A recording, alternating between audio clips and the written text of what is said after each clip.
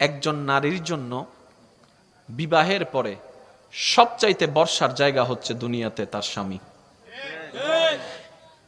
একজন নারীর জন্য, সেটা শুধু ইসলাম ধর্মীয় ল অনুযায়ী না, সারা বিশ্বের ল অনুযায়ী, প্রত্যেকটা মানুষের সেন্স, আপনার প্রত্যেকটা মানুষের ব্রেন অনুযায়ী, একটা নারীর জন্য সবচাইতে বিশ্বাসের জায়গা হচ্ছে দুনিয়াতে তার স্বামী।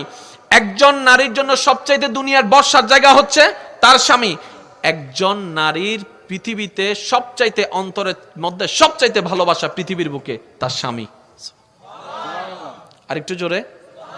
কোন একজন মেয়েকে জিজ্ঞেস করেছিল যে আপনি যাকে যাকে ভালোবাসেন একটু লিস্ট করেন।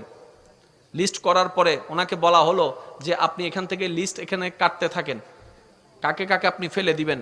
এভাবে কাটতে কাটতে কাটতে কাটতে কাটতে কাটতে এক সময় উনি সবার নাম কেটে দিলেন, স্বামীর নাম রেখে দিলেন। তো জগৎ প্রশ্ন করলো, আপনি এটা স্বামীর নাম রাখলেন কেন? সবাই আমাকে ছেড়ে দিতে পারে, আমার স্বামী আমার হাত কখনো ছাড়বে না, এটার নাম হচ্ছে নারী জাতি। সুবহানাল্লাহ। আপনি একটু খেয়াল করে দেখেন না, আপনি আমি নিজের এলাকা ছেড়ে যদি কোথাও যাই, 3-4 দিন পরে কিন্তু আর ভাল লাগে না। কথা বলেন। নিজের গ্রাম ছেড়ে গেলে, অনেকে বিদেশ থেকে আসার পরে দেখবেন গ্রামে নামার পর আগে লম্বা করে নিঃশ্বাস নেয়, এই যেন সে কোন প্রাণ খুঁজে পেয়েছে। গ্রামের সে মাটির গন্ধ তাকে অভিভূত করছে, গ্রামের সে চাচার চেহারা তাকে আনন্দিত করছে। ওই যে অনেকদিন দেখে নাই, তো যে যেখানে জন্ম হয় তার প্রতি একটা ভালোবাসা থাকে। আমাদের মা বোনদেরকে দেখেন, যেখানে জন্ম হয়েছে, যেখানে ছোটবেলা থেকে বড় হয়েছে, যে উঠানে খেলেছে, যে ঘর ছেড়েছে, যে ঘরে খেলেছে, যে ঘরে থেকেছে, যে পরিবারে বড় হয়েছে, হঠাৎ করে একটা প্রস্তাব আসলো, অচেনা এক পরিবারের মধ্যে চলে যাচ্ছে, অচেনা একটা পরিবারের মধ্যে চলে যাচ্ছে, অচেনা এক সমাজে চলে যাচ্ছে। জীবনও কোনোদিন থাকে নাই সেই ঘরে, ওই ঘরে চলে যাচ্ছে। দেখে নাই কোনোদিন মানুষটাকে, ওই মানুষের ঘরে চলে যাচ্ছে। এবার একজন মানুষ হঠাৎ করে এইরকম সিচুয়েশন কিভাবে কমপ্লিট করতে পারে, অবাক লাগে। মনে রাখবেন, আল্লাহ তাআলা যদি আমাদের মা বোনদেরকে ধৈর্যের পাহাড় না বানাতেন, হয়তো এই পৃথিবীতে পরিবার নামটা থাকতো না, সংসার নামটা থাকতো না। আপনি আপনার মায়ের দিকে দেখেন না, আপনি আপনার দাদি নানির দিকে দেখেন না। আমাদের দাদি নানি মারা যদি ধৈর্যের পাহাড় না হতো, আজকে সংসার পরিবার টিকতো না। ওনারা হাজার কিছু সহ্য করে সংসারকে টিকাই রেখেছেন। সুবহানাল্লাহ। পুরুষের কি কোনো জায়গা ছেড়ে যেতে হয়? জোরে বলেন না। পুরুষের ছেড়ে যেতে হয় না, কিন্তু নারীদের ছেড়ে আসতে হয়। পুরুষ চেনা মানুষের মাঝখানে থাকে, নারীরা অচেনা মানুষের মাঝখানে থেকে নিজেকে বিলীন করে দেয়। সেজন্য নারীরা এমন একটা আল্লাহ পাক কোয়ালিটি দান করেছেন, যেখানে যায় সে পরিবেশের সাথে মিশাই নিতে পারে নিজেকে, যেটা সহজে পুরুষরা পারে না। আমি যে কথাটা বলতে চাচ্ছি, নারীদেরকে ইসলাম বলছে পরপুরুষের সামনে যেও না। কেন? ওইখানে তোমার ইজ্জতের ক্ষতি আছে। সুবহানাল্লাহ বলেন না। যার যত শক্তি আছে একবার বলেন সুবহানাল্লাহ। আর একটু আস্তে করে বলেন সুবহানাল্লাহ। মা বোনদেরকে ইসলাম বলছে পরপুরুষের সামনে যেও না। কেন? ওখানে তোমার ইজ্জতের ক্ষতি আছে। আর স্বামীর কাছে সেজে গুজে যাও, কারণ সেখানে তোমার ইজ্জতের ক্ষতি নাই। আর জগৎ জানে একজন নারীর জীবনের সবচাইতে দামি সম্পদের নাম হচ্ছে তার ইজ্জত। একজন নারীর জীবনের সবচেয়ে দামি সম্পদের নাম কি?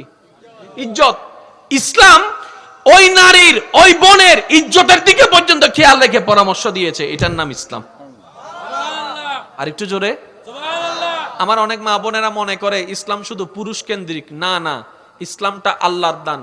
পুরুষের জন্য আল্লাহ যেমন, নারীর জন্য আল্লাহ তেমন। ইসলামের বিধান সবার জন্য। জোরে বলতে হবে, ইসলামের বিধান সবার জন্য। আল্লাহ আমাদের সবাইকে ইসলামের বিধান মেনে চলার তৌফিক দান করুন। এবার আসেন, আমার কথা কি আপনারা কষ্ট পাচ্ছেন?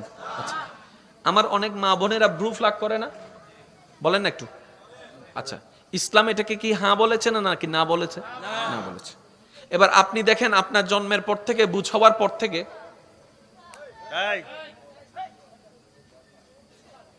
আমার কথাগুলো কেন তুলা লাগছে আমি একটু পরে আপনাদেরকে একটু ক্লিয়ারিফাই করার চেষ্টা করবো। ওয়ামা তৌফিক ইল্লা বিল্লাহ। ওলামায়ে কেরাম যারা আছেন, মুরব্বী দাদা নানা যারা আছেন, ওনাদের দোয়াকে আমি সাথে নিয়ে একটু বোঝার চেষ্টা করবেন। ইসলাম মা বোনদেরকে ব্রু ফ্লাকের পক্ষে বলেছেন নাকি না বলেছেন? এবার আপনি নিজেকে একটু প্রশ্ন করে দেখেন, আপনার এই ব্রু জীবনে কোনোদিন কাটা লাগছে? চুল কিন্তু কাটা লাগছে, আপনার ব্রু কাটা লাগে নাই। কিন্তু আমার মা বোন যারা একবার ব্রু প্লাক করেছে 2 মাস 3 মাস 4 মাস পর পর হলেও ব্রু কাটা লাগে, ওই যে এটাকে ব্রু প্লাক বলে, করা লাগে। কিরে আমার মা বোন চিন্তা করছে, কিরে আমি তো ব্রু প্লাক করার আগে কখনো ব্রুতে হাত দেওয়া লাগে নাই, এখন প্রত্যেক মাসে মাসে ব্রু প্লাক করা লাগছে কেন? রব বলে তোমার জন্য যতটুকু সুন্দর সেটা আমিই দিয়েছিলাম, তুমি সেই জায়গায় হাত বসালা কেন? যেহেতু তুমি আমার কুদরতের উপর হাত বসিয়ে দিয়েছো, এইটাকে তোমাকে সাফার করতে হবে। এবার আমি আপনাদেরকে বলছি, আপনারা একটু ধরে দেখবেন প্লিজ, কষ্ট যদি না হয়। আপনার 2 আঙ্গুল দিয়ে ব্রুর জায়গাটা ধরে দেখেন, শক্ত নাকি নরম দেখেন তো, একদম দেখেন না, দেখেন শক্ত না নরম। যারা ব্রু প্লাক করছে, আমি আমার মা বোনদেরকে বলবো, যদি আপনি একটু আপনার 2 আঙ্গুল দিয়ে ব্রু জায়গাটা ধরে দেখেন, এটা শক্ত। যারা ব্রু প্লাক করছে তাদের এটা শক্ত হয়ে গেছে, আর যারা ব্রু প্লাক করে নাই দেখেন একটু সফট।